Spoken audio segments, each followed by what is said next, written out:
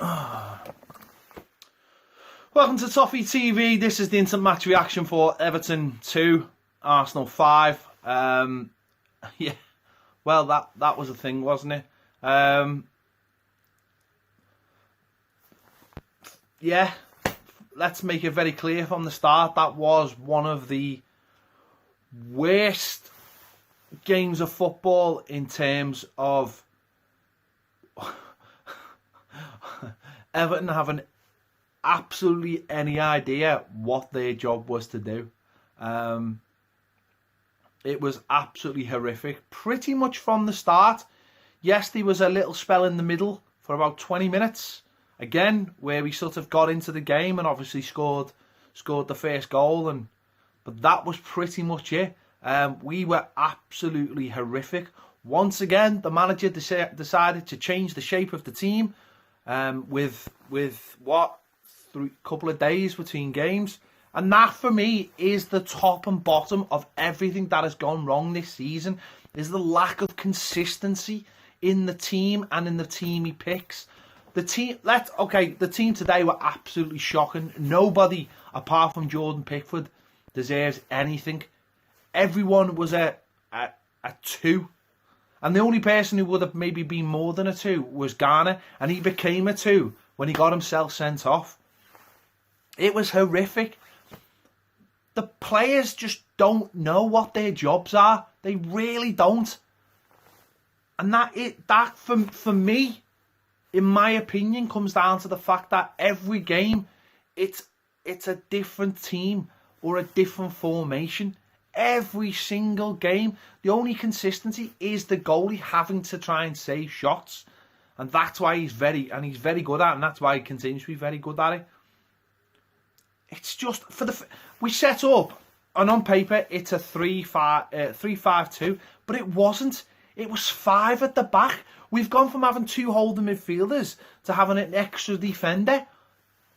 You know, it was astonishing how camped we were in our own half and how we didn't want to get out of it. It was baffling. They are the tactics of a team at home. How can that be justified? You know, if it's 3-5-2 and your wing backs have got high starting positions to push the opposition back, then that's fine. But we didn't even do that. I know some people would say, oh, well, it's a risky tactic going up against the team. It's not a risky tactic. It was Arsenal, a team that have not won a Premier League game away from home. A team that, if you'd watched them last week, Watford showed how to beat them. Troy Deeney came out and told the world how to beat them. He said, get at them, rough them up, push them back. Did we do that? No. We sat back and said, you know what? Have a go at us, Arsenal, break us down. And they did. Lots and lots and lots of times. In fact, if it hadn't been for Jordan Pickford, the half-time could have been utterly embarrassing. But we saved that for the end of the game. I think Jordan Pickford has now set the record for the Premier League season of most saves in the first half. That's how bad it was. That's how bad it was. The manager makes a change at half-time, brings Tom Davies on, he takes Ashley Williams off. But Garner should have gone off because he was on a booking. That's what a manager gets paid to understand. Your player, who Garner was having a good game, picked up a silly yellow card. It wasn't even a yellow card, it was the shitbag Sanchez who got him booked, effectively. Sanchez, who refereed the game, who went round like fucking Wormtongue from the Lord of the Rings in the ref's ear. Getting players booked, getting decisions. Unfortunately, we had another weak referee, and he refereed the game. But again, where's the leaders from our team? Where's the players standing up? There's only ever one. It's Wayne Rooney. Where's players getting round? But besides that, it was a horror show, absolute horror show. Players just didn't have a clue what their jobs were. Sigurdsson, oh my God, £45 million, and we've got a player who hasn't got a clue, has not got one clue what his job is in this team. He brings Kenny in, and you know, what job are you asking him to do? He's a young lad, and what are you telling him? What are you telling him? Is he right wing back? Is he right back? What's his job? it's baffling. Rooney's playing on the right, but then drifts inside. It was just... I mean, to be honest, right, I said I'd give everyone a 2. I'll correct that. Vlasic, first half, played really, really well. He just lacks that little bit of pace to get away from players. Lacks that little extra bit that someone like Ross Barkley's got to get away. That's all he lacks. I don't know whether he can get that by playing more, but he just lacks that little bit of pace to get away from players. But he played really well first half, faded second half, unfortunately. But we're just a comedy show, an absolute comedy show. And if I was looking to play Everton, I would be rubbing my hands together, because it's hard to put your finger on exactly. You know, under Martinez, we were too open, we set up too open, we played in a cavalier way, and it was dead easy to see. You just pointed at it and went, shut up shop and maybe we'll win some games. And he didn't, and that was his own personal ethos. And you know what? It's working for him now, and maybe the higher he goes, it'll work for him with better players. But with Koeman, I just put it down to laziness, just tactical laziness of not studying the opposition and also not studying his own team and coming up with a plan that suits the players he's got. It's baffling. It really is. Because every game, the team changes, and every game, as the team has less confidence, it has to be done more. It just baffles me. Whereas at the start of the season, it should have been the players who played last season and then the players we've signed come into the side. Yes, you start the season with Keane, you start the season with Pickford, Premier League players, but then you bring Class and you bring Sandro into the side. You start with the likes of Davies. I mean, look at the team that the team that drew with Man City. That was pretty much like a homegrown sort of team. You know, amalgamation of the players from last season with the English players, or certainly the Premier League players from. And that game cocked up was when we brought Sigurdsson on and we brought Klaassen on, even though Klaassen made a great interception late on. And that's the way it should have been. And now those players like Klaassen and Sandro are nowhere near the team now because of the way we've used them. It's just truly baffling. It's truly baffling how he's let it get to this. Instead of simplifying things, he's made them more complicated. You know, if a new manager does come in, if he leaves, a manager will go back to basics. And that's what managers always do. They go back to basics. They forget about the favourites of the previous manager, and they pick an 11 to try and win a game of football without the baggage. They don't need to worry about, well, I signed him or I didn't sign him. They don't need to worry about that. They just pick an 11 to win a game of football in the simplest way. That's what all new managers do. That's what they do, and then they evolve from that. And that's what this team needs. It needs to go back and just go to the bare basics of trying to win football games. And the more Koeman tries to complicate things, the worse he makes it. Or not complicate, but the more he tries to find an answer, the more he makes it worse. And that's all you can really... some people will say he is trying to go back and by leaving Klaassen out and by leaving Sandro out. But he just seems to just complicate things more and more. And there's a lack of understanding. The players have more of a lack of understanding. I mean, look at Sigurdsson today. And I just look at him and go, you have not got one clue what your role is in this team. Or how this team's supposed to play. But then I look at people like Jagielka and Baines, and I think the same thing. And I think that's another problem. I think the problem is that the team is full of players who aren't Everton players. And the players who are Everton players have got no leadership abilities about them whatsoever. Baines and Jagielka are just not leaders. They're just not. They never have been. And the only leader we've got really is Wayne Rooney.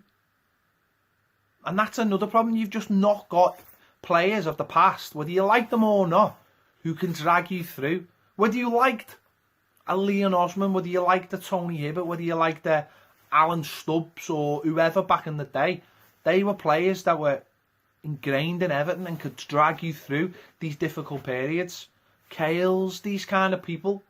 We don't have anyone. We have players that just look lost because they're just new to the situation and they're just like... And that for me is the biggest problem. It has to go back to basics. It really does. And whether that be with this manager... I mean, for me, this manager, I just think he's finished. I just don't... I look at him and I just think you've got no idea what you're doing. You've got no plan. You just do not know what you're doing. And it's not for me to sit here and rage about the manager. It's clear as day the manager is out of his depth now. It's gone too far. He doesn't know how to correct it. He doesn't know. He's got no centre forward.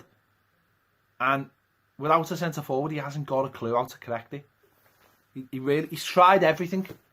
And the problem is he tries everything once and then changes it and then try and change. And it'll probably only get better. And this is the sad thing. Once we're out all the cups, once the Europa League finishes and once the League Cup finishes, probably on Wednesday. Because the players need time to be bedded in together. So for me, it's for the manager, it's done because he just hasn't got a clue. He hasn't got a clue how to arrest. I mean, today we were 2-1 down. Why weren't we proactive? Bring the subs on, or even at 1-1. Let's be proactive. Let's throw some striker on and change it up. No, let's wait till it's 3-1 and then we'll throw them on. And the sad thing was, towards the end of the game, the only player who was trying was Nias. And he got his reward. Now that's sad. That is sad. The others were just accepted the fate. All of them. And that's just sad. That really is sad. And I just look at players now, I just see them not playing for that manager. Because I think they just look at them and go, well, you're not... And it's not a case of you're not helping us, we're not going to help you. It's just, they're just all lost. They just haven't got a clue what any of the jobs they do.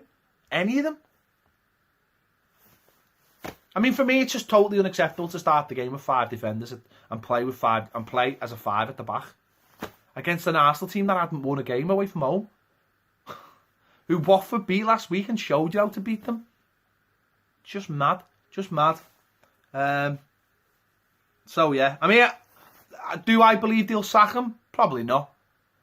I genuinely believe the 5th of November will be the day. Because it's going into the international weekend break, and that's the way Everton typically do things. Wait for a distraction. Wait till the cameras are pointing that way, and we'll do something over this way. But you know what? With Leicester looking for a new manager, and West Ham probably looking for a new manager soon,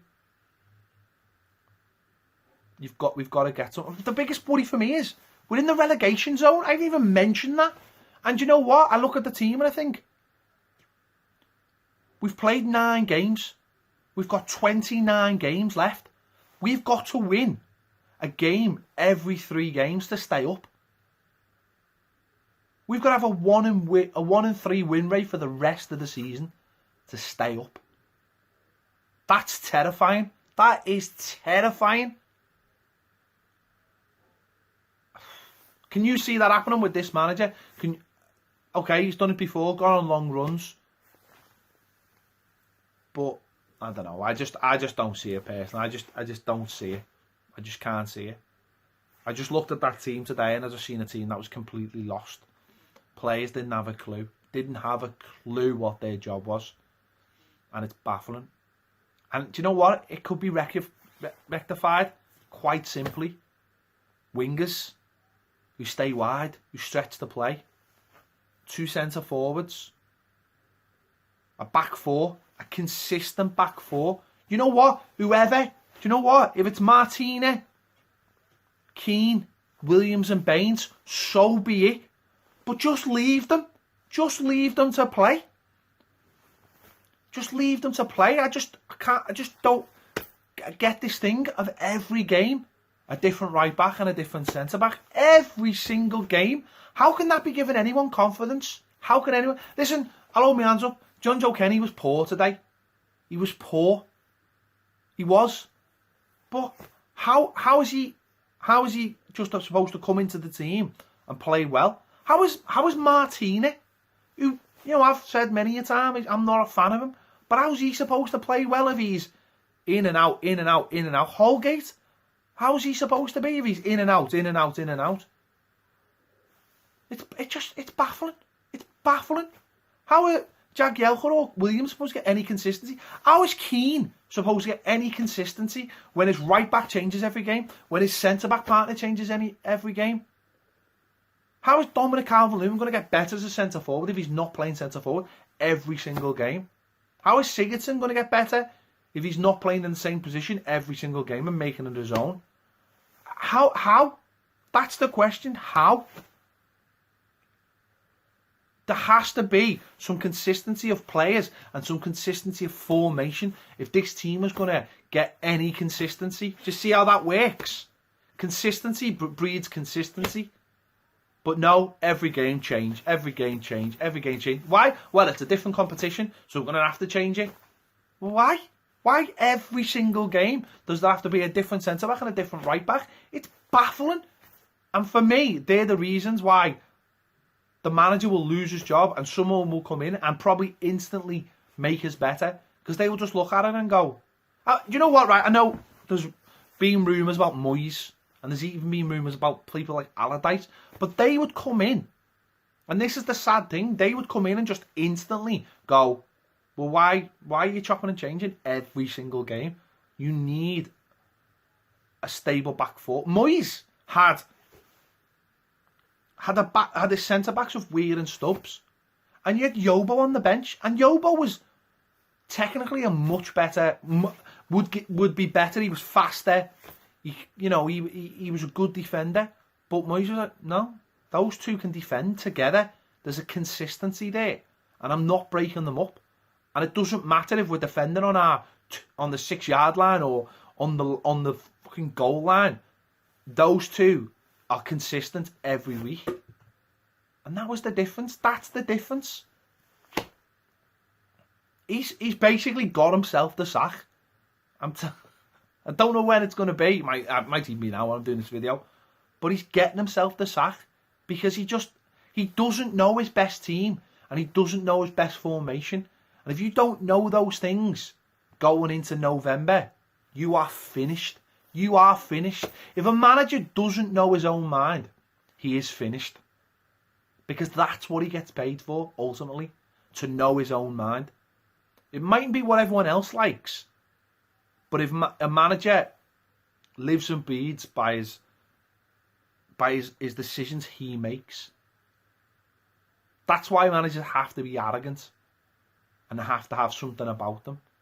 Our manager's arrogant, but doesn't have a clue what is the best team for Everton.